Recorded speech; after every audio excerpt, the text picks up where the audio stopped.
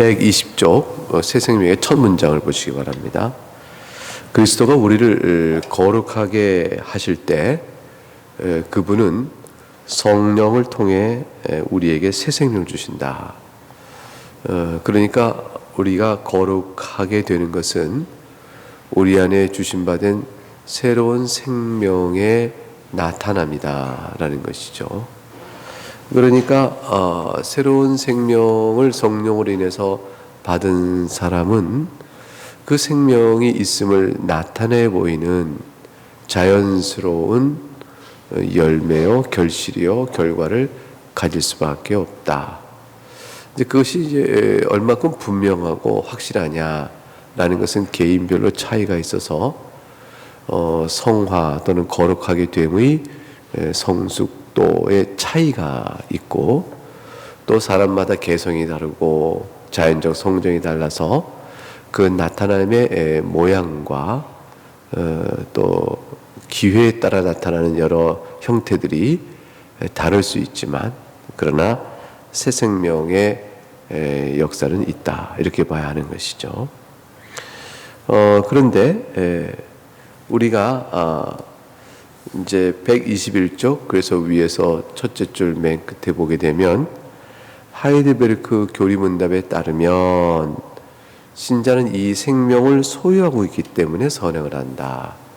선행이 우리를 새 사람 만들어준 것이 아니고 새 생명을 가진 자로 있기 때문에 그로 인하여 우리가 하나님께 대하여 선행, 즉 선행이라는 말은 하나님의 뜻을 따라, 하나님 뜻에 따라 하나님 명하신 것을 하는 것이 선행인데, 하나님께서 명하셨으므로 하나님을 사랑하여 하는 것, 그것을 가리켜서 선행이라 이렇게 이야기합니다. 그런데 새 생명 소유하기 때문에 선행을 하는데, 그 다음 질문이 이제 흥미로워요. 어차피 우리는 선행으로 구원받는 것이 아니지 않느냐, 이제 이 질문이 나오죠. 왜냐하면 우리 자신은 아무 공로 없이 그리스도 말미암아 은혜로 죄와 비참해서 구원을 받는데 왜 굳이 선행을 또 해야 되느냐, 이제 이런 질문을 하는 경우가 있습니다. 우리가 선행으로 구원을 받지 못합니다. 선행을 구원받을 만한 의로운 자가 없기 때문입니다. 따라서 그리스도께서 구속하신 그리스도 또는 성령으로 말미암아 그리스도의 공로로 말미암아 우리가 구원을 받고, 그리하여 그리스도의 형상을 따라 새롭게 되는 은혜를 이어받습니다. 이것이 선행의 이유입니다. 그러니까 이제 그리스도께서 우리를 은혜로 구원하신 것은 까닭 없고 목적 없음이 아니고 어떤 목적을 이루기 위함이니 그 아들의 형상을 닮아 새로운 자가 될 수 있도록 하기 위한 것이죠. 근데 이런 목적을 이루기 위해서 하나님께서 우리를 새 생명 주고 새롭게 하여 이제 그리스도의 공로로 용서하시고 새 생명을 만드시는데, 이렇게 이제 그리스도의 은혜를 믿어 새로운 신자로 쓴 사람이 그에게 은혜를 베풀어 구원하신 하나님의 목적을 이루시는 과정 안에 우리의 인격적인 반응을 사용하세요. 인격 반응은 뭐냐면 감사예요, 감사. 그러니까 하나님께서 기계적으로 안 하세요. 김병훈을 하나님께서 용서하시고 하나님의 자녀로 삼기 위하여 그리스도의 보혈로 내 죄값을 치르시고 믿게끔 하셨다. 그 믿게끔 하시는 성령께서 내 마음속에 이 얼마나 놀라운 은혜인가에 대한 감사를 깨닫게 하고, 그래서 하나님 앞에 감사로 나오게 되죠. 근데 이제 그럼 우리가 그렇게 되어져서 새 생명으로서의 삶, 생명의 모습을 나타내는 것 자체가 우리에는 즐거움이요, 우리 자신의 자연적인 기질이 된 거죠. 새로운 기질이 된 거예요. 이게 우리의 자연스러운 모습이에요. 성령 안에 새 생명을 가진 자로서의 자연스러운 모습이에요. 그러니까 우리가 죄 가운데 살아가는 모습은 옛사람의 모습이요, 옛사람으로서 자연스러운 것이에요. 그러나 이제 이것은 새 사람 입장에서는 어색하고 거북스럽고 싫은 것이 되어야 되는 것이죠. 이전에는 좋아했으나 지금은 싫다. 이전엔 그것이 나에게 자연스러웠으나 이제는 나에게는 본성상 거슬린다. 이렇게 얘기해 드리는 거죠. 왜냐하면 새 사람이 되어진 것이기 때문에. 그러면 이제 우리들 마음속에 갖고 있는 자연스럽고 본성상 바라는 게 뭘까? 주님 사랑하고 주님께서 주신 뜻을 따라 행하는 기쁨, 이런 것들이 우리에게는 본성상 자연스러운 것이 되는 거죠. 그래서 그리스도 안에 있는 새로운 생명이 있다라고 말하는 그 새 생명을 누리는 자들에게 나타나는 본성상의 자연스러움은 하나님을 사랑하는 데 있고 그리스도 앞에 감사하는 데 있습니다. 근데 이것은 이제 우리가 연약하니까 우리가 설마 그럴까? 우리가 경건생활이라고 말하는 주님을 사랑하는 것은 우리에게 있어서는 굉장한 노력이요, 그렇게 애써야 되는 것이고 원래 좋아하는 것을 거슬려 하나님을 사랑하게 노력해야 한다 이렇게 생각하는데, 근데 여러분 사실 그것이 맞기도 해요. 왜냐하면 우리가 어떻게 하나님 사랑해서 하려고 할 때 하면 전부 다 우리가 옛 습관을 바꿔나가는 일이 있으니까 옛 습관과 옛날에 좋아했던 가치관을 바꿔나가는 거니까 그건 두렵기도 하고 또 이렇게 노력이 필요한 것도 같아 보이고 그래서 자연스럽지 않은 것처럼 보일 수 있어요. 왜냐하면 원래는 내가 그러지 않았는데 바꿔나가야 되니까. 바꿔나가는 것은 자연스럽지 않은 것처럼 보일 수 있죠. 기준점을 과거에 두니까. 그런데 왜 이걸 자연스럽다고 그러냐면 가만히 생각하면 그런 거예요. 무엇을 원하세요 이게? 무엇이 기쁘세요? 정말 뭐가 좋아요? 어떻게 하기를 바라는 게 있고 감사가 있고 평안이 있나요? 그럼 적어도 뭐냐면 새 생명 안에 있는 사람, 신자는 하나님 말씀과 뜻 가운데 있을 때 가장 행복해요. 그때 마음에 평안이 와요. 그때 즐거움이 와요. 그래서 그걸 알아요. 그래서 그렇게 하고 싶어요. 그렇게 하고 싶은 마음이 우리의 자연적 본성이에요. 새 생명 받은 자로서의 새로 주어진 자연적 본성이에요. 그러니까 이제 거꾸로 말하면 죄를 져요. 탐욕에 따라 움직여요. 그래서 세상에 끌려가요. 일시적으로 과거에도 그렇게 살았기 때문에 그것이 좋겠다 싶어 끌려갈 수 있지만 알아요. 고통스럽고 괴롭고 그것은 아닌데 빨리 돌아서야 한다. 이런 등등의 여러 가지 마음속에 오는 쿵쿵쿵거림이 있고 양심, 신앙의 양심에 흔들림이 있고 두들김이 있고 성령께서 우리 안에서 근심하며 말씀하는 바가 있죠. 그 뭐냐면 그렇게 있다 보면 어색하다, 이상하다, 안 맞는다, 싫다, 더 나아가서 혐오스럽고 역겹다, 이렇게까지 되어지는 과정으로 나가게 되는 거죠. 죄는 그래서 우리에게 신자에게서 죄는 연약함으로 신자에게서 죄는 이게 지워지지 않지만 이 세상 끝날 때까지 완전하지 않아서 죄는 우리 가운데 나타나지만 신자가 죄를 즐거워하며 그것에 있는 것을 자연스럽게 여기지 않는다라는 거예요. 일시적으로 시험에 들 때도 알지라도 이내 회개한다는 게 뭐예요? 그것이 신자와 어울리지 않다는 걸 아는 거죠. 하나님 뜻에 맞지 않다는 걸 알고 돌이키는 거죠. 이 돌이키는 역사가 즐거움으로 오는 거예요. 하나님 주 앞에 있는 것이 좋습니다. 이렇게 되는 거죠. 그래서 신자에게는 새로운 생명에 합당한 자연적 본성이 하나님 앞에 있습니다.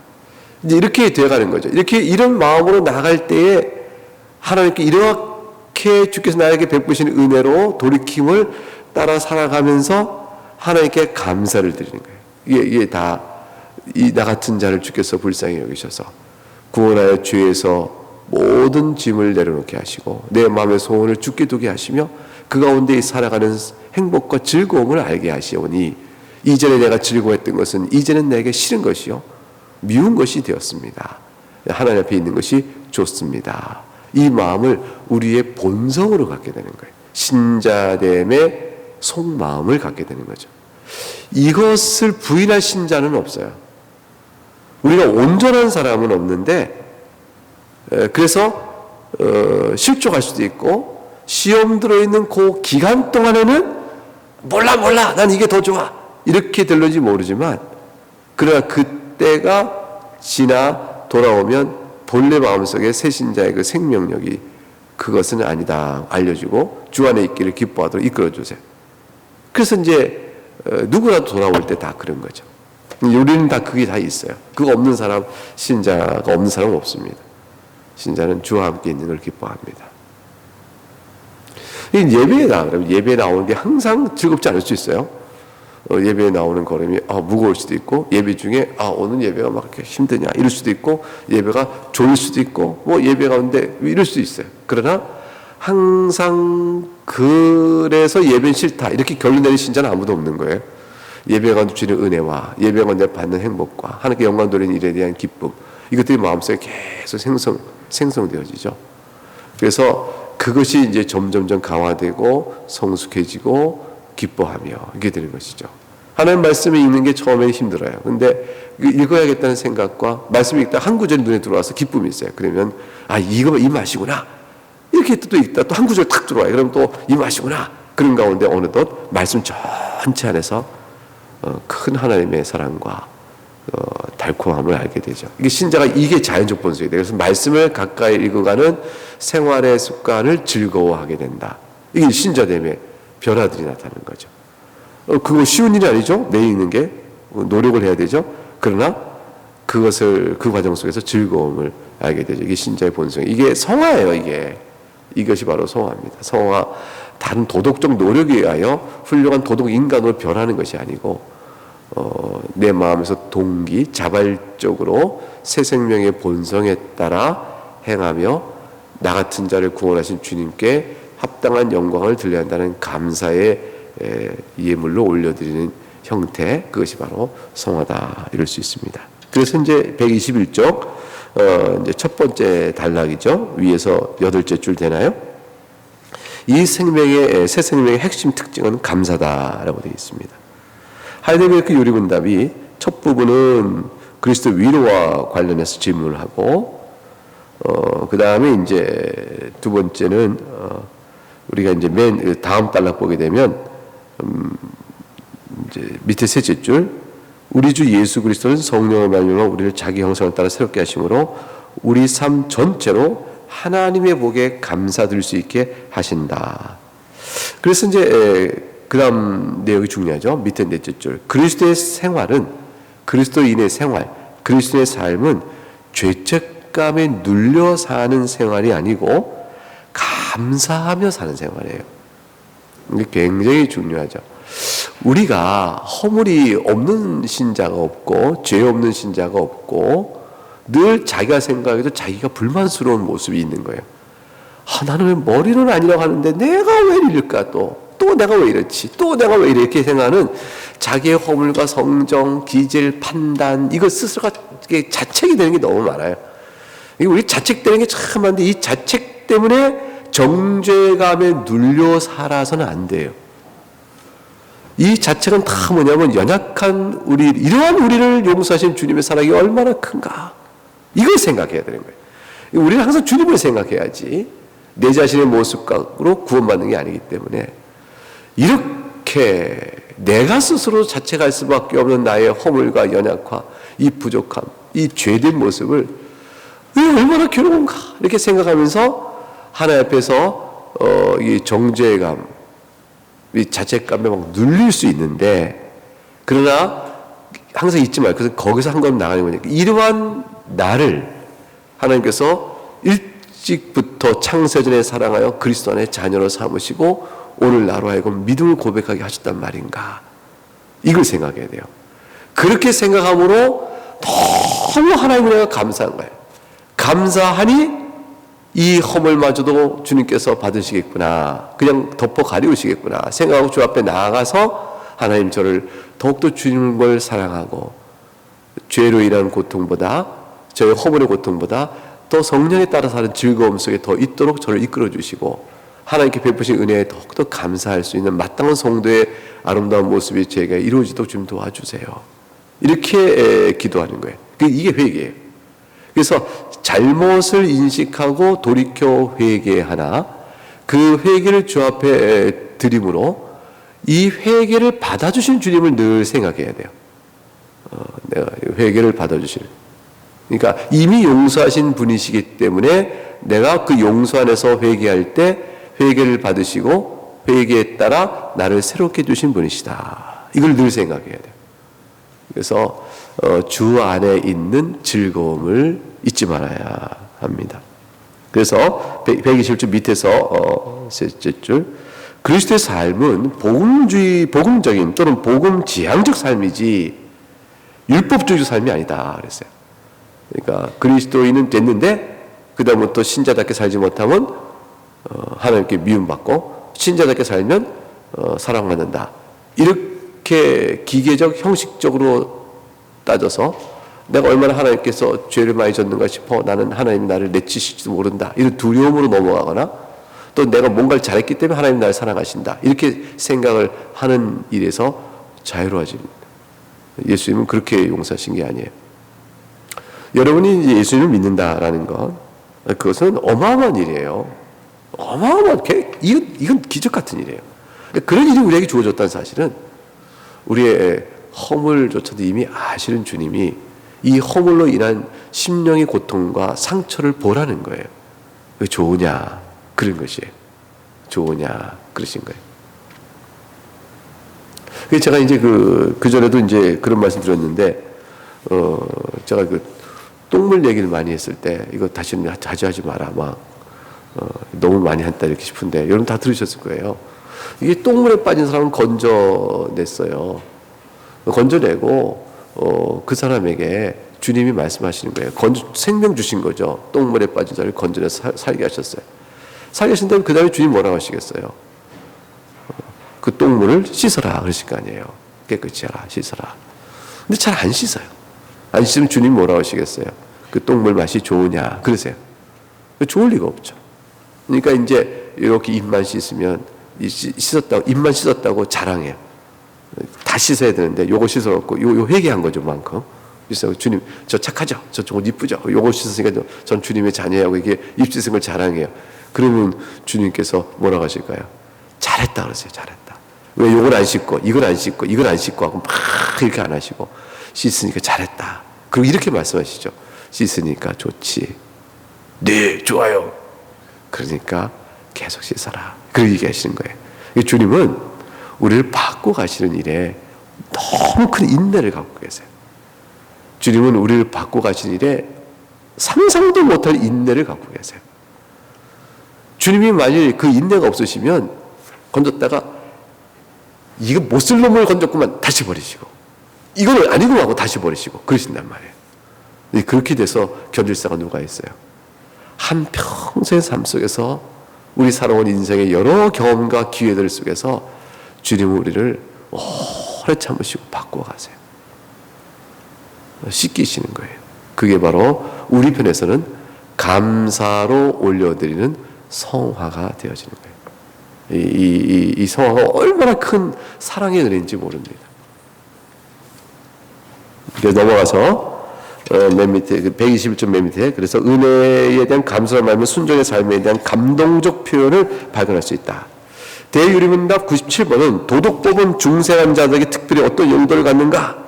답변은 중생하여 그리스도를 믿는 자들은 율법의 정죄에서 이방해야 돼. 이거 참 중요해요. 율법의 정죄에서 이미 해방되었습니다. 이 말은 뭐냐면 여러분이 하나님의 법도에 어긋난 일을 했다 하여 그것 때문에 멸망받지 않는다는 거예요. 정죄의 힘이 더 이상 없습니다. 근데 율법에는 그래 다음 같은 사실을 보여주는 특별한 용도가 있으니 율법은 그리스도가 그리스도인을 대신해서 우리를 대신해서요. 그리스도가 우리를 대신해서 그리스도의 유익을 우리를 위해서 율법을 성취하시고 율법의 저주를 감당하셨기 때문에 그리스도와 그리스도에 얼마나 긴밀히 묶여있는지를 보여줌으로써 내가 그리스도와 연합되어 있으니 이 얼마나 감사한가 더 감사하게 하고 이 감사를 표현하게 하여 순종일치 율법에 순종하는 데 더 큰 주의를 기울게 합니다. 그래서 우리가 감사를 뭐로 표현해요? 하나님의 말씀의 뜻에 순종하고자 하는 소원으로 표현하고 소원에 따른 능력을 주시는 대로 과연 순종하여 감사를 내어드리는 거죠. 여러분 이제 주님께 무엇으로 감사하시겠어요? 네, 그렇죠? 자, 그래서 로마서 6장 15절부터 22절이 그 이하에 인용 쭉 되어 있습니다. 보시면 되겠습니다. 자, 123쪽 성화와 관련된 성경의 은유를 좀 볼까요? 어떤 것이 있는가 보겠습니다. 칭의와 성화는 그럼 어떤 관계인가 좀 봐야겠습니다. 그리스도로 통해서 하나님 앞에 의롭다움을 받는다는 것, 의롭다고 여김을 받는다는 것과 실제로 새롭게 되는 것, 이게 차이예요. 하나님 앞에서 의롭게 여김을 받는 건 징이, 믿음으로 되는 겁니다. 실제로 새롭게 되는 것, 이건 성화. 자, 그렇다면 선행은 우리가 하나님께 의롭다 여김을 받는 일에 있어서 우리의 선행이 어떤 역할을 하나요? 전혀 못합니다. 왜냐하면 우리가 하나님께 의롭다 여김을 받는 데 있어서 그 의롭다 여김을 받는 모든 근거는 그리스도의 의뿐이기 때문에 그렇습니다. 그때 전혀 못합니다. 전혀 선행은 우리가 의롭다움을 받는 데 역할을 못합니다. 그런데 우리가 실제로 새롭게 되는 양상, 증거가 됩니다. 선행은 우리가 정말 실제로 새롭게 됐구나를 보여주는 증거예요. 이 증거는 그 증거로 새롭게 만든다고 우리가 인식할 수가 있어요. 그러니까 내가 주 안에서 새롭게 되고 나 같은 죄를 의롭다 하신 주의 사랑에 감사하여 성령의 도우심으로 하나님 안에 있는 것이 내 새로운 본성이 되었으므로 그렇게 즐겁단 말이에요. 그래서 하나님 말씀의 뜻에 순종하는 것이 내 즐거움이 되어버렸어요. 내 본성에 맞아요. 그래서 내가 죄를 질 때는 본성이 거슬려서 양심에 거리 껴요. 근데 하나님 말씀 따라갈 때는 양심이 즐거워요. 양심이 즐거워서 주님 따라 이렇게 해야지, 말씀 따라 이렇게 해요. 그럴 때 나타나는 선행의 모습이 뭐냐면 내가 새로운 생명을 가진 자임을 말해주는 증거가 되는 거예요. 그러니까 이 증거물은 이미 내가 이루어진 사실에 대한 결과물이에요. 선행이 나를 바꿔가는 게 아니고 내 안에 이루어지는 영적 사실이 선행으로 확인돼가는 거예요. 근데 이제 우리가 그 확인되는 선행을 목표로 하고 목적으로 하기 때문에 우리 안에서는 그것을 향해 지향하는 애씀이 있어요. 이게 하나님의 기뻐하시는 뜻이니까 이걸 해야겠다 라고 지향하고 있기 때문에 선행 자체가 우리 마음속에서 인격적 활동, 노력, 애씀 이런 걸 통해서 나타나요. 경건을 이루라, 힘쓰라 이런 말씀으로 우리의 인격적 활동의 애씀으로 선행을 이루어가요. 그러나 이루어진 선행은 결과적으로 이미 이루어진 새 생명에 대한 증거일 뿐이에요. 그러나 새 생명 역사가 선행을 지향해 나가기 때문에 선행을 우리가 하는 것처럼 보이는 거예요. 우리가 하는 게 아니고 내 안에 있는 성령께서 일끌어 가시는 거죠. 거기 이제 우리의 인격적인 활동을 사용하여 나가세요. 그러니까 이제 그런 부분에 있어서 우리가 선행을 하지 않는 것에 대한, 즉 선행은 이제 쉽게 얘기하면 사랑이에요. 사랑이 선행의 본질입니다. 이것이 선행이냐 아니냐는 사랑으로 결정돼요. 그러니까 기계적으로 어떤 A라는 행동이 선행이라는 것은 절대값을 갖는 인간의 행동은 없어요. 그러니까 살인은 악이잖아요. 근데 어떤 살인은 하나님 명하실 때는 그게 선이 되어져요. 이게 다른 사람의 어떻게 거짓말하는 것이 이런 것 말고 또 좋은 것으로 따질 때 어떤 선행이 있어요. 그러니까 어떤 행동이 인간의 절대값이 아니고 그래서 어떤 동기와 어떤 마음으로 하느냐에 따라서 선과 악의 결정 유무가 되어져요.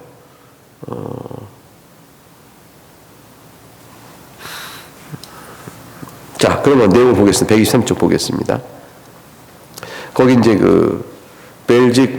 벨기에 신앙고백서 24조에 보게 되면 이런 말이 나옵니다. 한번 읽어볼까요? 자, 우리 인용부 읽어보겠습니다. 우리는 선행을 한다고 읽어보겠습니다. 시작. 우리는 선행을 행한다. 그러나 공로를 세우기 위해 선행을 하는 것이 아니다. 대체 우리가 무슨 공로를 세울 수 있단 말인가? 게다가 우리는 선행을 행하지만 우리 구원의 근거를 선행에 두거나 선행에서 찾지 않는다. 왜냐하면 우리는 육신의 욕심에 의해 오염되어 벌받아 마땅한 것 말고 다른 일을 할 수 없기 때문이다. 설령 그럴 일들을 할 수 있었다 할지라도 한 가지 죄만 기억나도 하나님은 그 행위들을 거부하실 수 있다.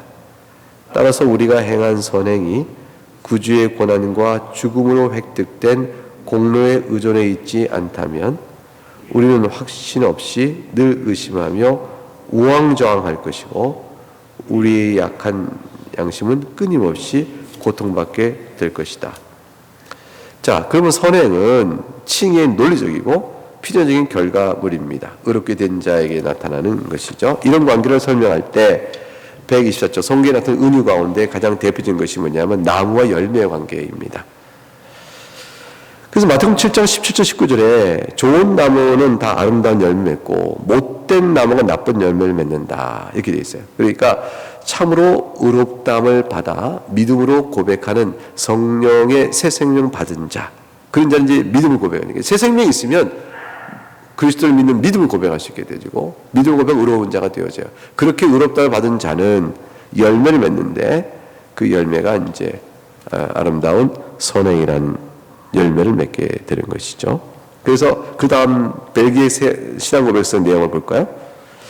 이런 행위를 믿음이라는 좋은 뿌리에서 나올 때 믿음이라는 좋은 뿌리를 믿음이라고 했어요. 하나님이 그런 행위를 자기 은혜로 거룩하게 하시기 때문에 그런 행위는 하나님 보시기에 선하고 받을 만한 것이 된다. 이제 그럼에도 선하고 받을 만한 행위들은 우리가 의롭다를 받는데 아무런 기여도 하지 못한다. 왜냐하면 우리는 선행하기 이전에 이미 그리스도를 믿음으로 의롭다를 받은 것이다. 나무 자체가 좋지 않고는 그 나무의 열매가 좋을 수 없는 것처럼 우리가 의롭다함을 받지 못했다면 우리의 행위들은 선한 행위가 될 수 없는 것이다. 그래서 우리는 의롭다를 받은 사람 마음속에 있는 한 가지 본성, 내가 자연스러운 것, 뭐라고 그랬어요? 더 이상 죄에 거하기를 바라지 않게 되는 것. 이게 이제 새 생명 받은 자의 본성입니다. 이게 자연스러움이에요. 자연스러움. 그래서 124쪽 밑에 셋째 줄, 그런즉 무슨 말하리요? 은혜를 더하기라고 죄에 거하겠느냐? 그럴 수 없다라는 객관적인 사실뿐 아니라 주관적으로 우리 안에는 뭐가 돼요? 새 생명 가운데 살리는 일이 있기 때문에 그렇다는 거죠. 125쪽에 맨 위에서 넷째 줄 보면 그리스도를 죽은 자와 살리셔가지고 우리로 새 생명 가운데 행하게 하시는 역사가 있기 때문에 내 안에 그 성령의 역사가 있기 때문에 이건 죄 가운데 계속 가는 건 우리가 자연스럽지 않은 거예요. 그래서 성화의 길로 나가게 되는 겁니다. 그러니까 그 다음 단락 보면 하이데베르크 교리 문답은 이 교리, 즉 이신칭의를 믿는 사람들은 경성을 불경건하게 만듭니까? 근데 그렇지 않습니다. 참된 믿음으로 그리스도에 접붙인 사람들은 감사의 열매를 맺지 않는 것은 불가능합니다. 우리 마음속에 본성이 바뀌었는데 본성을 어떻게 거슬려요? 그럴 수 없게 되어지죠. 그래서 125쪽 밑에 4째 줄 성경은 이러한 성화를 죽고 부활하는 것으로 묘사하고 있어요. 넘어가서 우리 여기 보겠어요. 126쪽에 옛사람 주의로서 어떤 것이고 새사람 다시 사는 것은 어떤 것입니까? 여기 돼 있죠. 요 내용을 위해서 그 맨 위에 126쪽 맨 첫 줄을 볼까요? 골로새 3장 5절과 9절 10절 요 말씀이 성화의 내용을 우리에게 잘 일러줍니다. 같이 읽어보죠. 시작. 그러므로 땅에 있는 지체를 죽이라. 옛사람과 그 행위를 벗어버리고 새 사람을 입었으니 이는 자기를 창조하신 이의 형상을 따라 지식에까지 새롭게 하심을 입은 자니라. 이렇게 새 생명의 원리대로 살아가는 일들이 나타납니다. 옛사람과 그 행위를 벗어버리는 일들이 벌어져요. 왜냐하면 부자연스러워진 거예요. 이제 내 본성이 안 맞아요. 그래서 이거는 입고 있으면 거추장스러워요. 또는 역겨워요. 싫어요. 혐오스러워요. 이게 다 벗어버리는 거예요. 새 생명은 하나님의 뜻에 맞는 옷으로 다 입을 때 마음이 가볍고 깨끗하고 모양이 예쁘고 그렇게 되시는 것이죠. 자, 그래서 신앙생활은 뭡니까? 그러면 신앙생활을 이렇게 볼 수 있죠. 예수 그리스도를 믿고 의롭다를 받아 하나님의 자녀가 되어 그 다음에 뭐죠? 하나님께 감사하며 영광을 돌려 우리 안에 주어진 새 생명의 모습대로 살아가는 일을 경험하고 나아가는 것. 이게 바로 신앙생활입니다. 이렇게 얘기할 수 있어요. 이거를 요약하면 지금 하이데베르크 교육이 나온 대로 옛사람을 죽이고 새 사람으로 살아가는 것이다. 이렇게 설명하는 거예요. 자, 그러면 질문과 답을 한번 읽어보겠어요. 자, 거기 중간 나와 있죠. 옛사람을 죽이는 것은 어떤 것입니까? 시작. 죄 지은 것을 진심으로 슬퍼하고 이로 말미암아 더 죄를 미워하고 죄를 더욱 버리는 것입니다. 이거 본성이 안 맞아서 그래요. 본성이 안 맞아서. 이게 중립적인 상태 속에서 행위로 죄를 범한 것을 버린다. 이게 아니에요. 중립적 상태 속에서 하나님 기뻐하시고 한다 이게 아니고요. 자, 그다음 새 사람 사역을 읽어볼게요. 새 사람을 다시 살린 것은 어떤 것입니까? 시작. 그리스도를 통해 하나님을 진심으로 기뻐하고 이로 말미암아 하나님의 뜻을 따라 온갖 선을 행하며 사는 것을 기뻐하는 것입니다. 두 가지 대조가 있어요. 옛사람은 슬퍼하고 미워하는 겁니다. 됐고 새 사람은 하나님을 기뻐하고 즐거워합니다. 있어요. 이게 기쁨과 즐거움이 좋아요? 미워하는 게 좋아요? 미워하는 것은 안 맞는 거죠. 나하고 어울리지 않으니까 미워하는 거예요. 나하고 충돌되니까 싫어하는 거예요. 그래서 본래 나에게 있어서 자연스러운 것지 않은 것이 믿고 싫고 거추장스럽고 거부되는 것이거든요. 이제 그것들을 밀어내는 거죠. 그리고 나에게 본래 있는 모습대로 가는 게 기뻐요. 본래. 돌고래를 물에 넣으면 얼마나 기뻐하겠어요. 돌고래 끌어놓고 육지에 놔보세요. 하나도 안 기뻐하죠. 이게 우리 안에 있어서 정말 기뻐하는 모습대로 나가는 그게 새 사람대로 살아가는 것이죠. 이게 바로 신앙이다. 이게 바로 성화적인 이 일을 위하여 우리가 회개한다. 그러면 이게 성화를 위한 회개다. 이런 모습을 드러내고 증거 나타나고 살아간다. 그런 걸 성화적 삶이다. 얘기하는 거죠. 그러니까 성화의 삶이라는 것은 신앙생활이에요. 하나님 안에 살아가는 신앙적 모습의 생활이 바로 성화예요. 여러분의 신앙생활 안에서 여러분 마음 안에서 갖고 있는 판단, 행동 수정, 생각의 수정 그로 인해서 즐거워하는 것. 하나님 말씀대로 내가 행동을 수정했다. 하나님 말씀대로 내가 생각을 수정했다. 내 마음의 즐거운 것을 바꿔나갔다는 참 기쁘잖아요. 이게.